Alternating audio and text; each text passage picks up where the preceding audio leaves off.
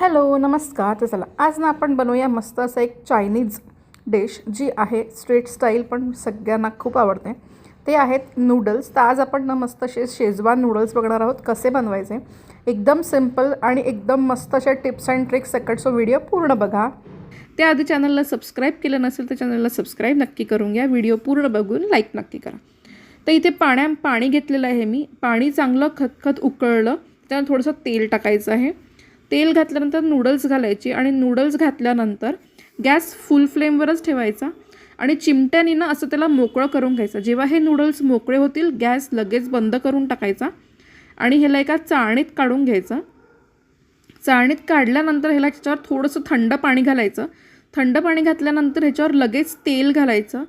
तेल घातल्यानंतर ना ह्याला चिमट्याने पुन्हा छान असं मोकळं करून मिक्स करून घ्यायचं जेणेकरून प्रत्येक नूडलला तेल लागेल आहे.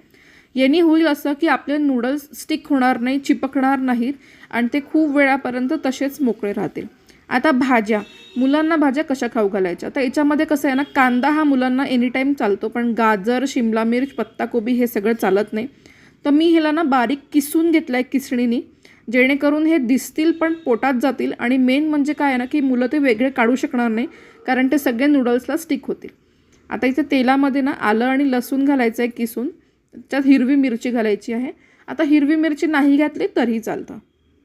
ह्याला 2-3 मिनटं परतवून घ्यायचं आहे. कांदा मी बारीक उभा चिरून घेतला आहे. तुम्हाला हवा असेल तर तुम्ही तोसुद्धा चॉपरला चॉप करून घेऊ शकता. काहीच प्रॉब्लेम होत नाही. व्यवस्थित होतात नूडल्स आपले. आता हे सगळं घालून ना आपल्याला परतवून घ्यायचं आहे. फक्त हलकं परतवून घ्यायचं आहे. आपल्याला भाज्या ओव्हर कुक करायच्या नाही आहे किंवा भाज्यांना पाणी सुटेल असंही काही करायचं नाही आहे. आणि ही सगळी प्रोसेस ना आपल्याला हाय टू मीडियम लो फ्लेमवर करायची म्हणजे की मीडियम आणि हायच्या मध्ये करायची आहे. मीडियम आणि लोवर नाही करायची. आता इथे मी पत्ताकोबी घातली आहे. तुम्ही बघू शकता पत्ताकोबी मी किती छान बारीक किसून घेतलेली आहे. त्यामुळे ही वेगळी होणं शक्यच नाही आहे. आता हे सगळं आपण एक 3 ते 4 मिनटं छानपैकी परतवून घेऊया. फक्त ह्याचा हलका कच्चपणा कमी व्हायला. आता आपण यात थोडंसं मीठ घालायचं आहे. पण मीठ घालताना प्रिकॉशन अशी घ्यायची आहे की आपण जे सॉसेस वापरणार आहोत त्या सॉसेसमध्ये सुद्धा मीठ असतं. त्यामुळे मीठ त्या अंदाजानेच आपल्याला घालायचं आहे. खूप घालू नका. फक्त भाज्यांपुरतं थोडंसं मीठ घालायचं आहे आपल्याला. आता मीठ घालून ह्याला परतवून घ्यायचं आहे. परतवून झाल्यानंतर आता याच्यामध्ये आपण आपले सॉसेस घालूया. ज्याच्यामध्ये सगळ्यात पहिले मी घालणार आहे डार्क सोया सॉस आणि शेजवान सॉस घालणार आहे आणि थोडासा चिली सॉस घालणार आहे, रेड चिली सॉस. आता ना मी याच्यामध्ये व्हिनेगर घालणार नाही आहे. तुम्हाला घालायचं असेल तुम्ही याच्यात व्हिनेगर घालू शकता पण मी घालत नाही कारण मी व्हिनेगर वगैरे अवॉइड करते. आता दुसरी गोष्ट जर तुम्हाला हे स्ट्रीट स्टाईल हवे असतील एकदम जसे बाहेर मिळतात तसे तर ते लोकांना अजिनोमोटो घालतात जे आपल्या हेल्थसाठी एकदम बेकार असतं. त्यामुळे आपण ना अजिनोमोटोचा सुद्धा यूज याच्यामध्ये करणार नाही आहोत.